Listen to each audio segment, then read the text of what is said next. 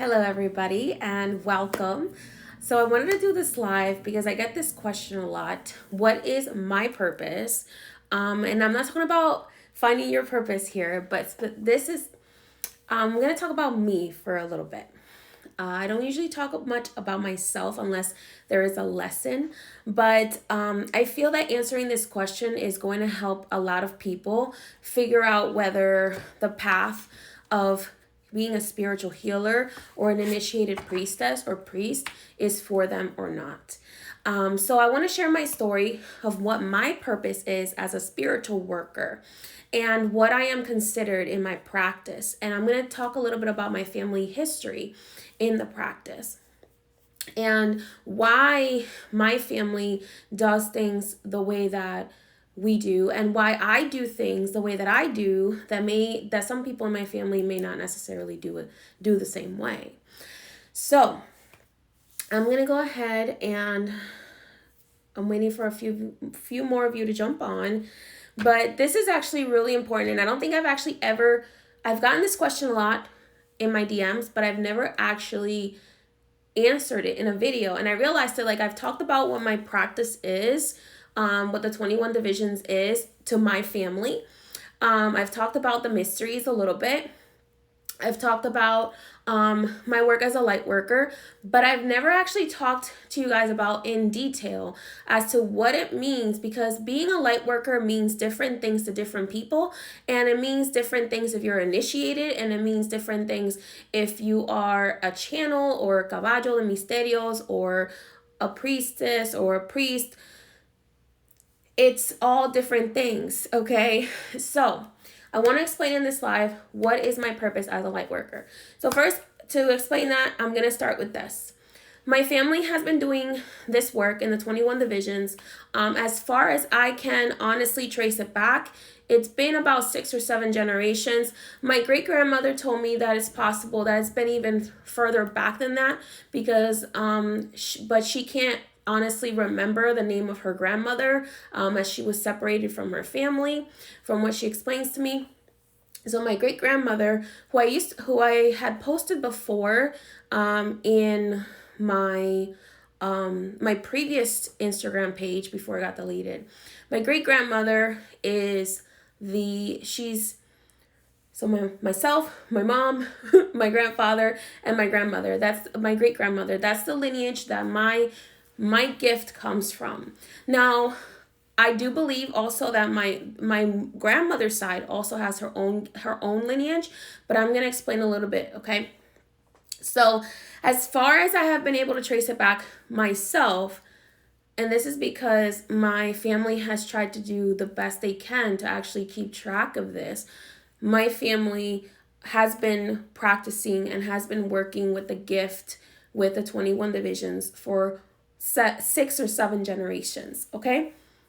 Possibly even up to 9 generations. But like I said before, my great-grandmother was separated from her grandmother. She never knew her full name. She never knew her grandfather's full name. She barely even could remember her mother's full name. So, in my tradition, when I grew up, my grandfather was kind of like the go-to spiritual worker in San Francisco de Macorís. If you're from San Francisco de Macorís, you would have heard about my grandfather. He was a caballo de misterios, and he usually would be possessed by his head spirit in cabeza as doing the work of, I guess you could say, a shaman, similar to a shaman.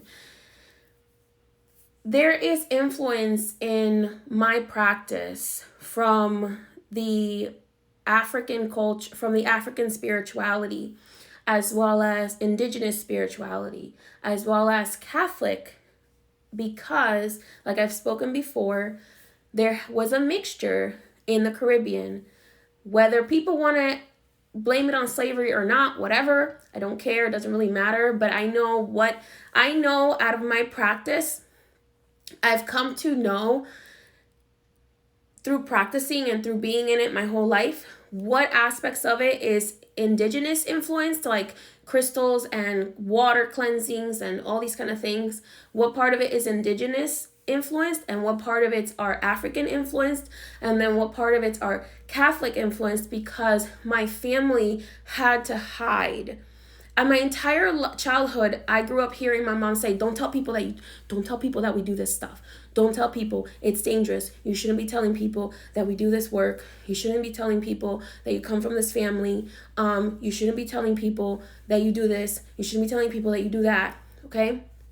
And in the African sector and in the indigenous sector, you have radaloases,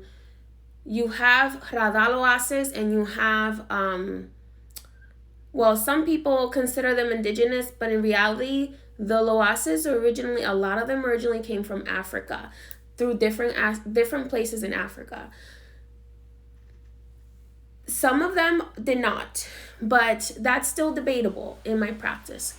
So, but to my knowledge, a lot of the radaloases, the petroloases, those kind of beings, they came from Africa. They might have become Haitian or Dominican when they actually got to the Hispaniola or to the Quisqueya, but a lot of them were not originally Haitian. But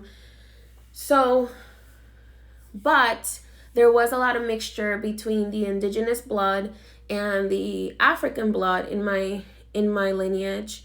And then my grandfather ended up marrying a Spaniard, a first generation Dominican who happened to be from Spain, and my grandmother is Spaniard and Portuguese. Okay, so, and that's only on my mother's side of the family. My father's side of the family has more Taino and more and some European in him.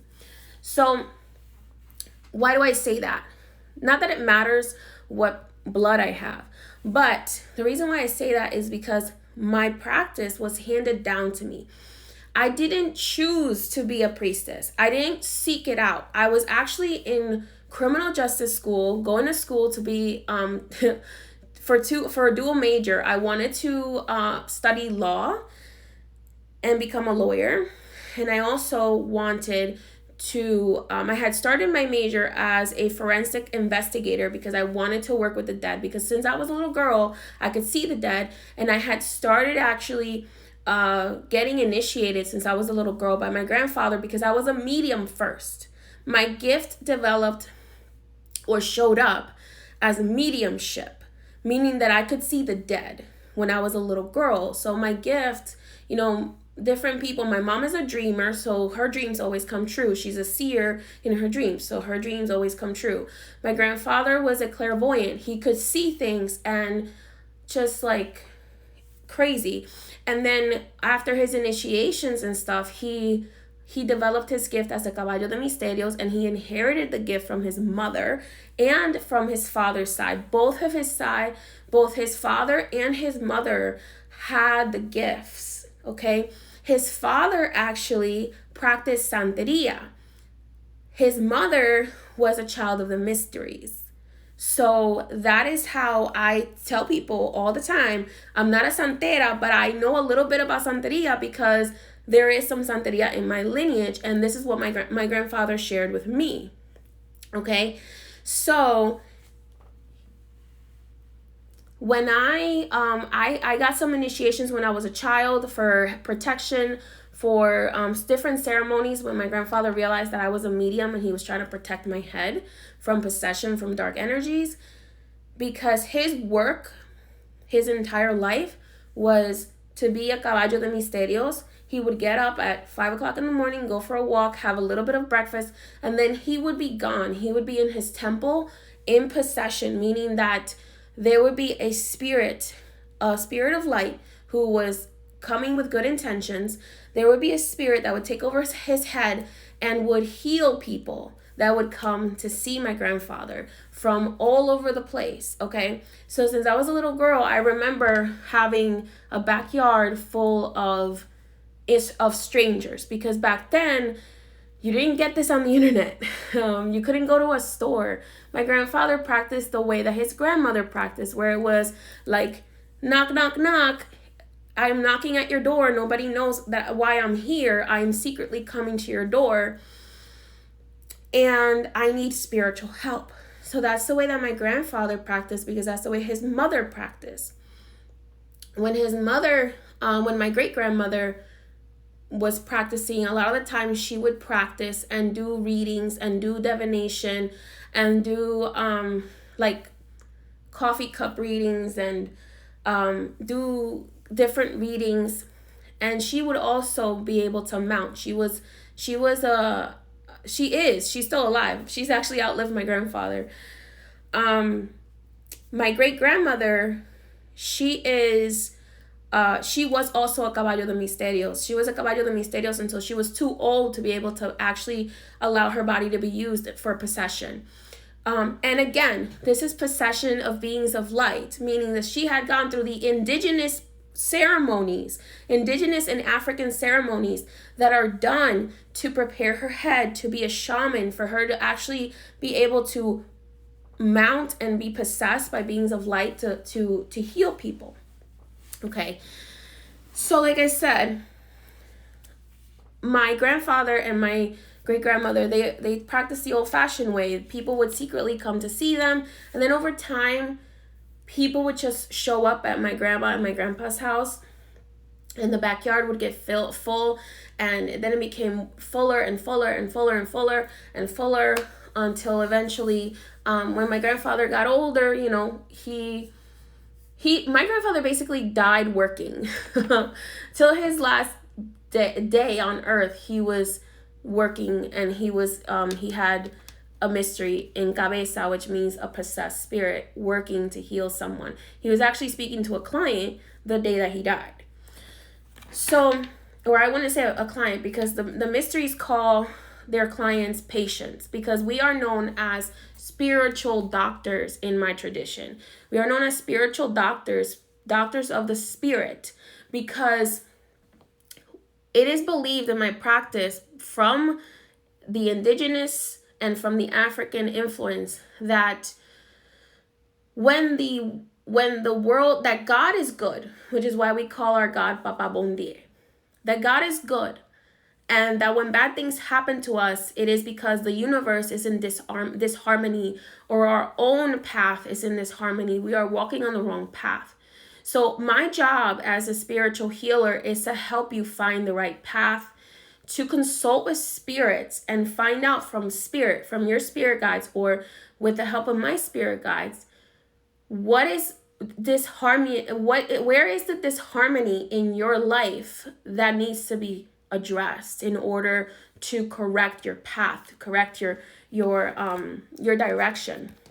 So my lineage has influence from curanderismo as well, because of the folk Catholicism, because of the indigenous aspect of it, as well as folk Catholicism, the synchronization of a lot of the radaloases, and a lot of the different beings that we work with Catholic saints, for the sake of keeping it hush hush. Again, a lot of people will deny this truth, that a lot of these beings were synchronized with saints, because our families were persecuted for practicing this practice. And this is actually a no-no. Usually we're not allowed to tell people that are not part of the practice certain things, but there is something that Spirit guided me to share. What is the point of me being here? And the point of me being here is to be what I was initiated to be. Like I said, I didn't want to be this. I went to college. I have college degrees that are sitting on my shelves, and I'm not using them, because this is the gift that chose me. I didn't choose it. I didn't go looking for it. I started my initiations, like I said, as a young child, because I needed them for my own protection. But then when I was in college, my grandfather said, when I started college around my 18th birthday, my grandfather said, that's it. The Misterio wants you to finish your initiations, and they want you to work the craft. And I was like, okay. And literally he just said, let's go. We're going to go speak to the Misterio. The Misterio grabbed my head, fixed it. fixed it the way that we're supposed to get it fixed when we are getting initiated, and prepared my head, and I started my path. Okay, I've shared a little bit about my path before. I learned tarot when I was like a teenager because I was dabbling around. There was a few like spiritual shops where I lived at, but mostly where I live now, there's more Wiccans. So I was introduced to tarot by a Wiccan, by a Celtic Wiccan. And she actually started to show me a little bit about the tarot. She's no longer with us. And I fell in love with the tarot. And then because I grew up in spirituality, because I grew up with my spirituality and with my grandfather, I was very open to other people's spirituality. I did not judge other people's spirituality. I didn't think that anything different than mine was like bad. I always was able to sense energy, part because of my criminal justice training. But since I was a little girl, having somebody who was very manipulative around me trained me a little bit too to be very sensitive to energy, in addition to my gifts being my gifts making me very sensitive to energy. And I don't know everything, but I know when someone is lying to me kind of thing. So the point of this live, Spirit was like, explain to people what is your purpose. My purpose is to be a healer, or to aid you in your healing, to find the disharmony in your life if you are meant to receive help from me. That's another thing, okay? Because when I received my initiations, I was told, here you go. You're initiated now. Here are the things you're supposed to receive, right? There's things you receive when you get initiated. And the Misterio said to me, that prepared my head, you have a number that you were given before you incarnated. You have a number of souls that you're responsible for helping save. You have a number to complete. You have a number to do. And I got an astronomically larger number than anybody that I have ever heard before. But at the time, I didn't realize that I would be doing this on the internet. Because when I started, I was doing it in person, one person at a time, little by little, just whoever Spirit would send to me. And I started at my house when my spouse, she had no idea that I even did this. I kind of did this in secret, and then slowly I snuck it in like, hey, so you need help. And I think she's shared this before. She needed help getting a job. And I was like, hey, so there's this work that I know, and there's this thing that I know how to do to get people a job or whatever. So she's like, okay, whatever. She's white, so she doesn't care. She was like, okay, whatever. And my mysteries really took to her, and they really loved her. And then they told me that she was actually incarnated here with me. And the reason why I was drawn to my partner was because of the fact that I also have I also share some of the ancestry that she has on my Spaniard Portuguese side.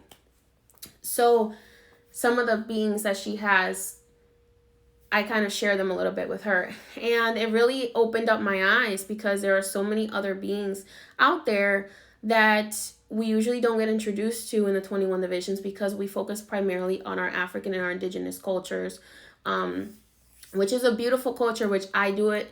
I love practices, because I love the practices that come out of that for the purposes of healing and helping people move along and helping people receive the things they need to receive in their life to rebalance and to achieve harmony again in your life. So that's another thing. So I was saying there's a certain number of people, and each soul, if you're drawn to me, if you're drawn to getting work with me, if you're drawn to getting a reading with me, then that means that you may be one of my number. There is a certain number, meaning not that every person's a number, but there is a certain number of souls that I'm responsible for myself. And that I'm responsible for either getting you restarted on your spiritual path. Even if it's as simple as you seeing my video and being like, oh my God, this vibrates with me, then I have impacted you in some way. So therefore, you count as a number, right? As one of those souls that I'm supposed to be here to help and to assist in the elevation process, in the healing process, okay? Because my practice has that influence of it was created for the, at least in my lineage, it is my lineage. I can't speak for other lineages because other lineages in the 21 divisions decide to do whatever they want to do. My lineage, we try to do what the spirit asks us to do all the time. And that may mean sacrifices. That may mean like me sacrificing, doing something one way because spirit is telling me, no, that's not the way we want you to do it. This is the way we want you to do it. Or me having to surrender to what, honestly, I've always come out winning whenever I listen to spirit. But I'm saying for some people, it can be a sacrifice because you have to sacrifice your control. You have to sacrifice control in this practice because it's my responsibility not just to help the souls that I was assigned, but also to pass on and to keep my lineage's practice alive. To actually keep the magic in my lineage's practice alive, to keep the magic of my ancestors alive, to keep the magic of my great-grandmother, my grandfather, my parents, the magic that courses through me, to keep that energy alive, the magic and the healing energy, so that I'm able to perform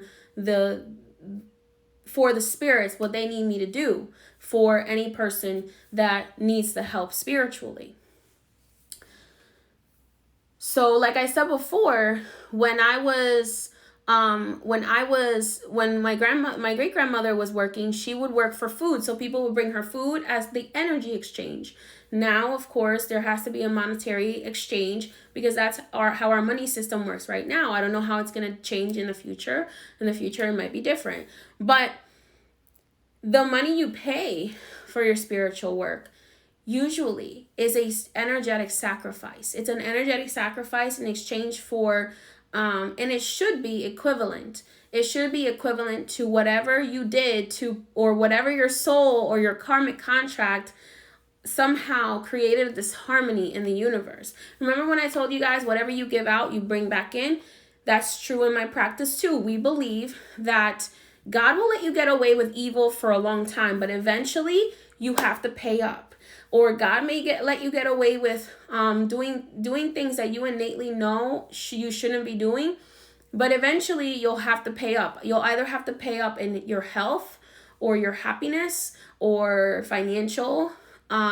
There's always a way that spirit collects, and there's always a karmic contract with everything that humanity does or every person does. So my job is literally the karmic collector. So, like when you owe collections, except the karmic collector is not somebody you can evade. Because my job is to work with spirit to harmonize the karma so that your life and the universe and the collective can all grow in a positive direction, in a direction that is balanced. So that doesn't even go into account what my different titles are, because when you get initiated in my practice, you have different levels of initiation. The first level is initiation to be a priestess, and then this is like a young mambo, someone who's not technically yet allowed to be called a mambo because they haven't actually started practicing. Then the next level of your initiation is when you become an actual mambo, which means like a high priestess or a mother of the society, okay? And there's also the initiation of caballo de misterio, which means that, like my grandfather, there are times when I'm not here because I allow my body to be used to heal other people or to break curses or to remove spiritual attachments or remove dark entities from people while my spirit is possessed in my head, okay?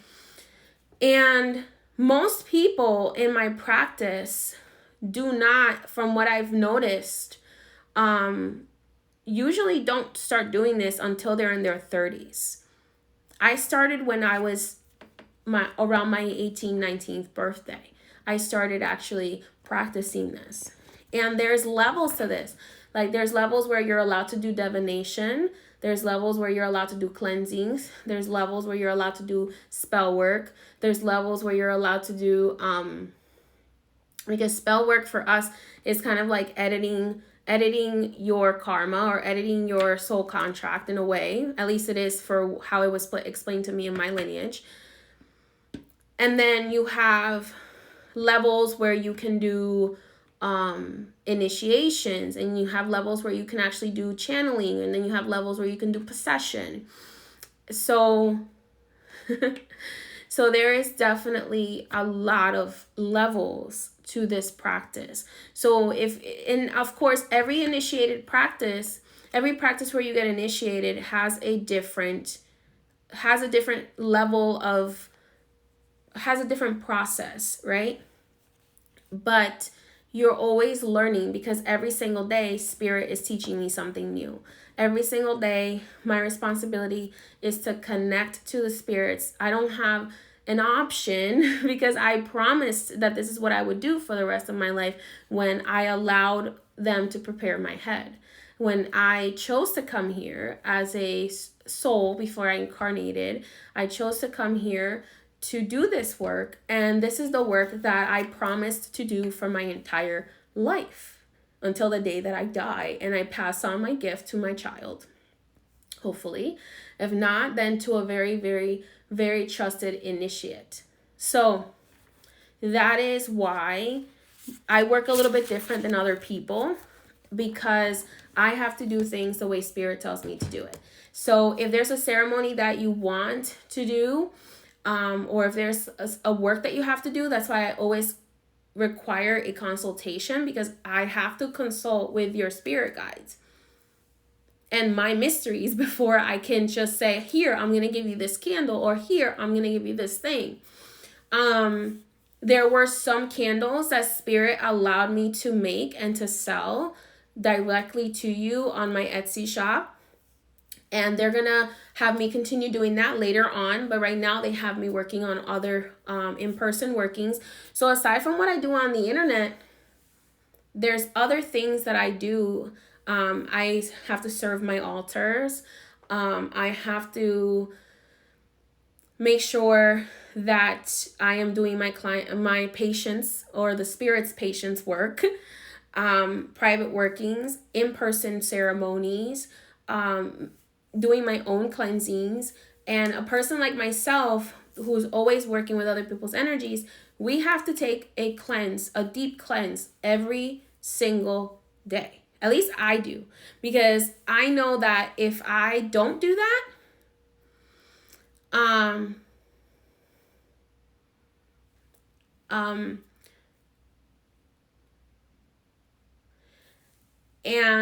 what was I saying? If I don't do that, then I get all mixed up. And when you're doing spiritual work like this, it's almost like you're doing surgery on the spirit, on the aura. So if you're not cleansing yourself, if you're not doing works for yourself, because you will not believe it, but there are people who do work against me.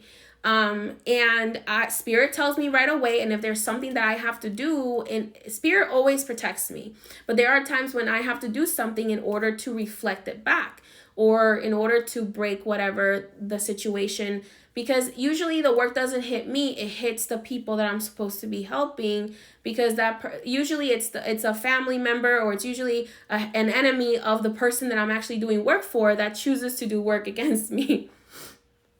Okay, so I have to always do work for myself. I have to make sure that my energy is right. I have to make sure that I'm eating correctly, which I'm in a little bit of trouble for that right now, because I've been eating way too much dairy. Anyway, make sure I'm eating correctly, make sure that I'm doing all the things. And you have to understand that spirit asks for different things from different people. So, and spirit knows your strength. So some people would not be able to handle removing demonic energies, watching someone be attacked by a demonic energy, that something that is external from them. And so that light worker might just be the, love and light and everything nice and confetti light worker. And that doesn't make them any less of a light worker, but spirit knows what they can handle and what they can't handle. And my light work is a little bit more on the realistic side, of the sense of like, yes, this stuff is real. Yes, you've been getting gaslighted your entire life, being told that spirituality isn't real, that magic isn't real, that these things don't exist, that we're not all connected. That's all gaslighting, especially in this culture. So my job is to find the disharmony and remove it. And well, it's not even me removing it. It's being a vessel for spirit to come through and remove it themselves. Because in my practice, we also believe that it is not us that has the power, but we are actually given the power when it is needed by spirit. We are lent the power. So it's not me that has the power. It is my spirits that have the power, and they have the authority to give it or take it away. And the reason for that is based on, at least in my lineage, we have a contract that states that there are certain things that we are not allowed to do because we are healers in my lineage. So even though we can defend ourselves, we are not allowed to do harm created by our own hand. At least not in my lineage. In other lineages, people can do whatever they want to do. That's not my business. But in my lineage, that is the contract we have with my spirits, that we are allowed to defend ourselves, to reflect back, to protect ourselves, which is extremely, extremely, extremely, extremely powerful. But we are not allowed to create evil from our own hands. Okay, so someone asked, what does gracia la misericordia mean? So gracia la misericordia translates loosely to thank you to the grace of the good God, okay? Or thank you to the grace of spirit. Thank you for their mercy upon us. It actually means thank you for their mercy upon us. And everybody in my practice says that. And the spirits say that. But the spirits say that when they're talking actually about Papa Bon Dieu, which is the good God, okay? Papa Bon Dieu translates to the good God. And we say, gracias a la misericordia, thanks for their mercy, thanks for your mercy, thanks for your mercy, because we know that there is a lot that we owe to Papa Bon Dieu. We know that there's a lot of blessing in this practice. I have been blessed so much in this practice. Yes, I had to go through a lot of trials and tribulations to be where I am right now, and I'm sure Spirit will have more trials and tribulations for me to go through, because you can't be a really good whatever I'm doing a really good caballo, a really good spiritual healer, spiritual worker, whatever you want to call it, mambo, if you haven't gone through certain trials and tribulations. Because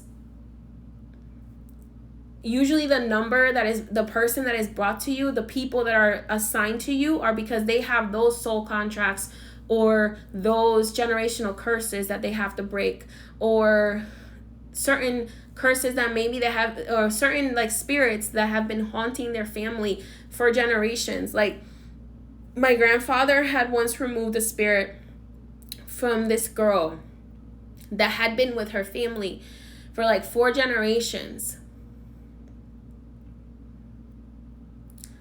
And for like 4 generations, and this spirit would actually cause every woman to commit suicide after they had children. And this is what we call a wailing spirit. So I'm sure you guys have heard of like La Llorona, okay?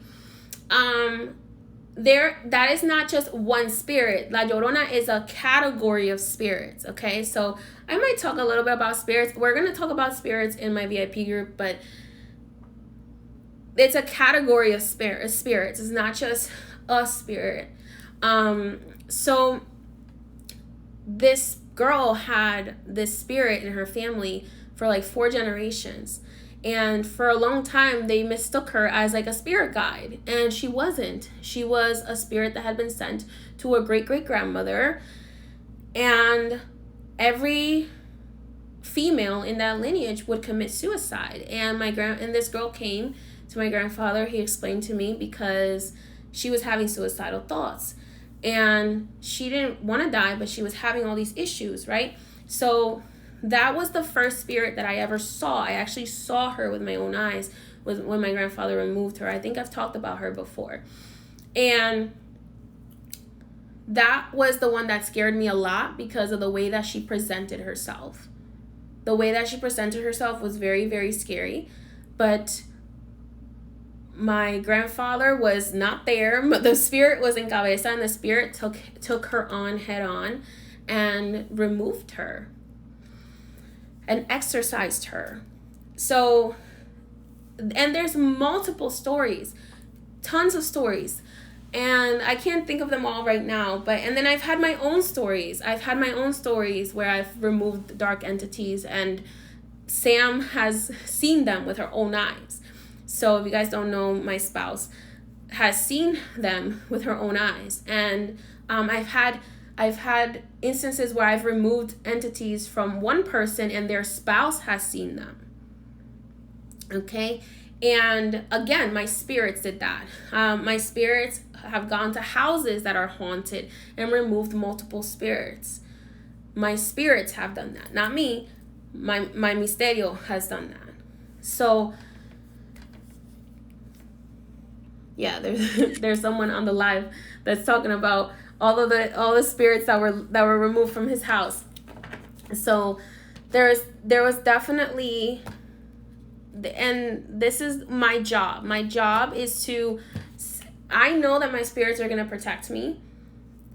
I kind of answered this question in a very long way. I know that my spirits are going to protect me. So if they tell me I need to go into a house to remove a spirit, then they will come in and they will do it. All I have to do is prepare the tools that they ask me to come with, and they do the rest of the work, because that's my job as the type of worker that I am. Because like I said, I am a vessel. A caballo de misterios is a vessel that is used for possession. In indigenous and African practices, this is very common. And the spirits of light that come here, there's nothing demonic about this. So I'm going to say that out there now, because there are so many people that are uneducated. These beings that come through, because we're prepared to work with beings that have good intentions. They come through and they possess my body and they do the work. And they do the work that needs to be done to liberate people from, whether it's a haunting, whether it's an attachment, whether it's just a simple cleanse that you need, whether it's a curse breaking, whether it's a hex breaking. So I've seen, when I tell you guys that I've seen things that will make a grown man cry, I've seen them. I've seen when Candelo has been in Cabeza, and one of the vessels in my family, I'm not going to say who because I'm not allowed to say who is his vessel. When Candelo, if you don't know who Candelo is, Papa Candelo, synchronized with St. Carlos Borromeo. Papa Candelo is a badass. And I've seen him, remove stuff as well off of people, and where I've seen a man be scared of what he saw when he removed it. And I was just sitting there like as a plaza, because I was helping with the ceremony as like an early initiate. And I was just sitting there like as a plaza with my little higuera, with the higuera, just like holding it like, okay, here you go. So understand also, when you're starting out, you can't just think that you automatically have the right to all of this. You have to earn it. This is hard work. This is intensive research. If they ask me to meditate to receive an information, my spells are all channeled. All of my spells, I have a notebook that when my misterio comes in cabeza, or when I am channeling, when I'm sitting and meditating with my misterios, they have me write down the spells that they need me, that they want me to do. They actually dictate them to me, and that is how I learn my spells. I might have learned a little bit about elemental magic here, a little bit about moon magic here, or whatever, from sources that they led me to, because they needed me to understand that before they could explain to me what they wanted me to do. But at the end of the day, I had to do the work. Okay, I had to do the work. I had to do the work. I had to put in the time. I had to make the sacrifices, the travel. That's another thing. People don't want to travel to get initiated anymore.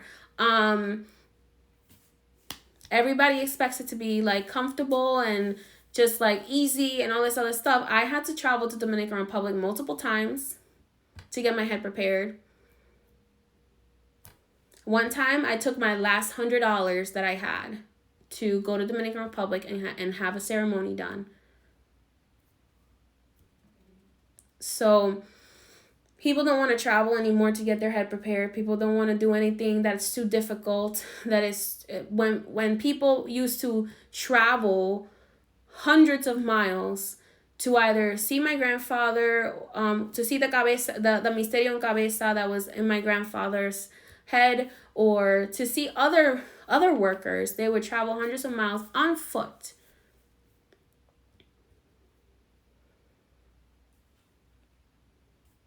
And initiations are not something that are just handed out like candy. There's another thing. Like, I see a lot of people getting initiated that are not supposed to be initiated because you haven't done the work, and you also don't have the dedication, or don't want to have the dedication that it takes to be a priestess. This comes before my personal life.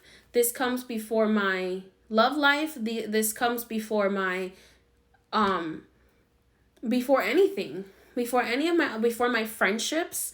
This comes before anything, because I have a big responsibility. It's not a game. This is a job that if I don't pay attention, I could lose my life, because there are certain forces that can take over that are not cute. They're not to be played with. So although there's a lot of beauty in this practice, I also have to say you have to have the balance of understanding that initiations you are chosen by the misterio. Not by a head, not by a caballo like myself, not like you don't get chosen by a human, you get chosen by the spirit. The spirit chooses you, and they know why they're choosing you. And even if you don't believe in yourself enough to do this work, if they say that you are good enough for this work, then they have chosen you. But once you're chosen and you sign that contract that says, I'm choosing to actually continue to move forward in this path, you have a responsibility.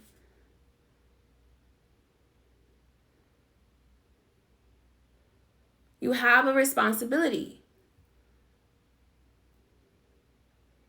So there's a lot of people. Now, that doesn't mean that you can't be like a tarot reader or a diviner or a channeler without getting initiated. But when you're getting into the higher realms of removing certain energies, or working with certain spirits, if you're not doing it for the right reasons, it's going to show up in your life. If you're doing it for the wrong reasons, it's going to show up in your life. And the chaos and the destruction, all of that, because you're doing it for the wrong reasons, is going to show up in your life. So that's that. That's not to dissuade anybody who is meant to be initiated from being initiated. I think it's beautiful when people get initiated if this is truly their path. But I'm seeing a lot of people just getting initiated into things because they're being tricked by people into being initiated into practices that they actually don't understand and don't know the level of responsibility that they are signing up for. So that's why Spirit allowed me to answer this question as to what is my purpose in the work that I do. My purpose is to be a spiritual doctor. My job is to be a spiritual doctor. I am a doctor that uses that works with my spirit guides, that works with the misterios, with the medicinal energy, the natural energies, the medicinal energies, the magical energies to help harmonize people's lives. And that's my job. That's my job. And that's it. That's all. So that's the job I signed up for. For as long as Spirit has people that I'm supposed to help, then I will be here. The day that Spirit says I've completed my soul contracts, then I won't be here anymore.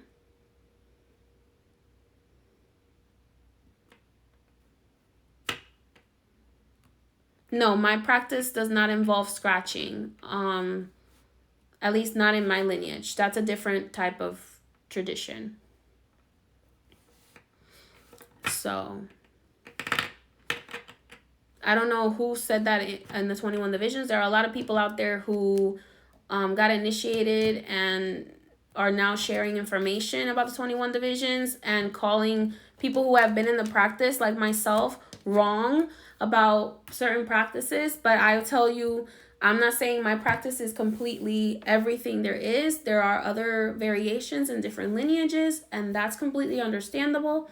But I can only explain things from my perspective and the perspective of my lineage. And the lineage, in my lineage, we have worked to heal. And that's what and there is a very specific way that we get initiated. And it's almost a month-long initiation process. And that's after usually going through a process of getting to know the person for about a year. Oh, you're welcome, Judina. You're so sweet. So that's it. That's all I have for you guys today. So that's why if you guys think I look tired, okay, that's why. That's why sometimes I look tired, because I'm doing like a million things in one day and trying to stay balanced. And then also try not to let some of the craziness that I see in the world get to me, okay? I'm going to be honest, I have a human side too. Sometimes I like to go on the internet and I end up falling into a video that I shouldn't fall into. Because Spirit has told me a million times to not go on there.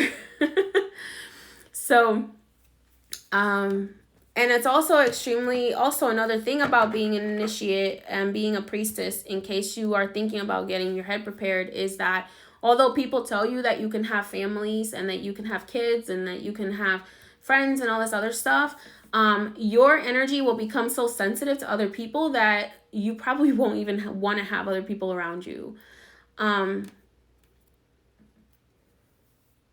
Oh, thank you, Citrus Sun. So, and last but not least, aside from my responsibility that I did commit to with Spirit, I committed to this because at the end of the day, I love people, and I do innately believe that people are good, and people just are good people that make bad decisions.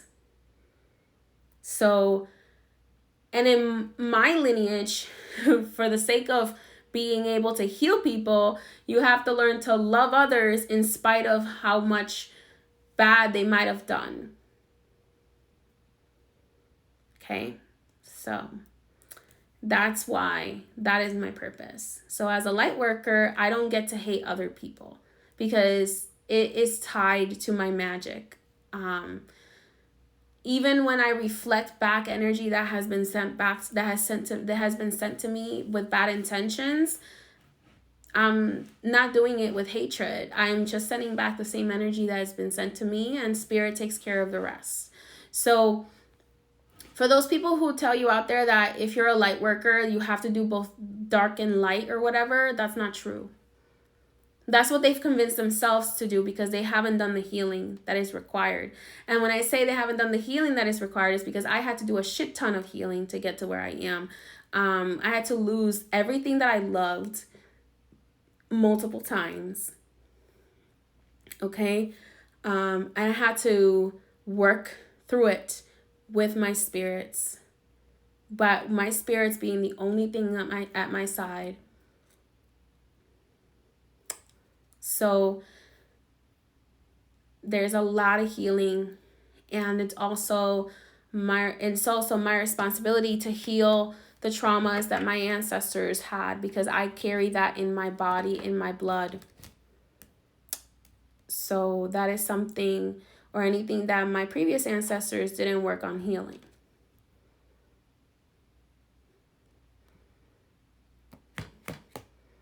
So that's that. That was a very long answer to a very simple question of what is my actual job. So from here, I'm gonna leave you with that. There is multiple different types of spiritual work that I do. So if you feel like you need spiritual work and you haven't booked a consultation, you can book a consultation with me in my link in bio. If you're watching this video on YouTube, the link is in the description box below this video. And what else? I do not do consultations through WhatsApp, or I don't just text people. If somebody asks you for that, they're scamming. That's not me.